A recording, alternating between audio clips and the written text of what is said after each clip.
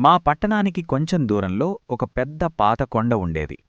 ఆ కొండ గురించి గ్రామస్తులు చాలా సంవత్సరాలుగా ఒకే మాట చెప్పేవారు.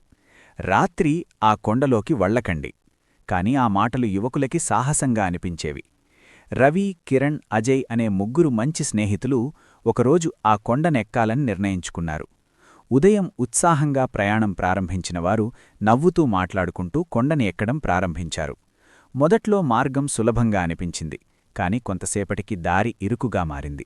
చెట్లు దట్టంగా పెరిగి చుట్టూ నిశ్శబ్దం పెరుగుతూ వచ్చింది. సాయంత్రం అయ్యేసరికి దట్టమైన మబ్బు మొత్తం కొండను కప్పేసింది.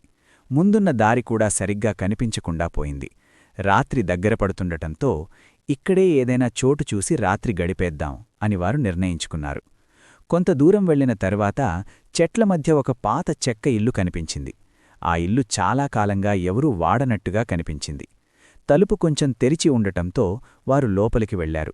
లోపల దుమ్ము, పాత ఫర్నిచర్, చల్లని గ్యాలి మాత్రమే కనిపించాయి. రాత్రి పూర్తిగా చీకటి పడిన తరువాత బయట ఎవరో నడుస్తున్నట్టు అడుగుల శబ్దం వినిపించింది. అజయ్ తలుపు తెరిచి చూశాడు. కాని బయట ఎవరూ కనిపించలేదు. గాలివల్ల శబ్దం వచ్చిందేమో అని వారనుకున్నారు. కొంతసేపటి తరువాత గోడలపై మెల్లగా కొట్టే శబ్దం మొదలైంది. ఆ శబ్దం క్రమంగా పెద్దదిగా మారింది.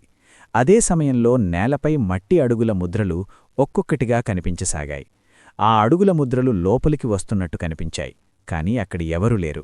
ముగ్గురికి భయం పట్టుకుంది. వెంటనే బయటకు వెళ్లాలని నిర్ణయించుకుని తలుపు కరవడానికి ప్రయత్నించారు. కాని తలుపు కదల్లేదు. కొన్ని క్షణాలపాటు గదంతా నిశ్శబ్దంగా మారింది. ఒక్కసారిగా తలుపు గట్టిగా తెరుచుకుంది. బయట దట్టమైన మబ్బులో ఎవరో వారి పేర్లు మెల్లగా పిలుస్తున్నట్టు వినిపించింది.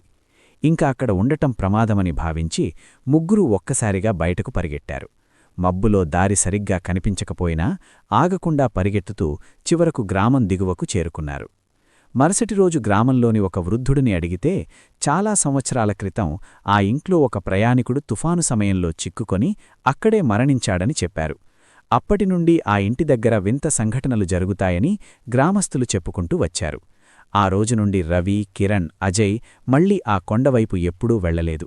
ఎవరు రాత్రి కొండకు వెళ్లాలని చెప్పినా వారు ఒకే మాట చెబుతారు: కొన్ని సాహసాలు చేయకపోవడమే మంచిది. ఎందుకంటే ప్రతి కొండలో మనకు కనిపించని కథలు దాగి ఉంటాయి.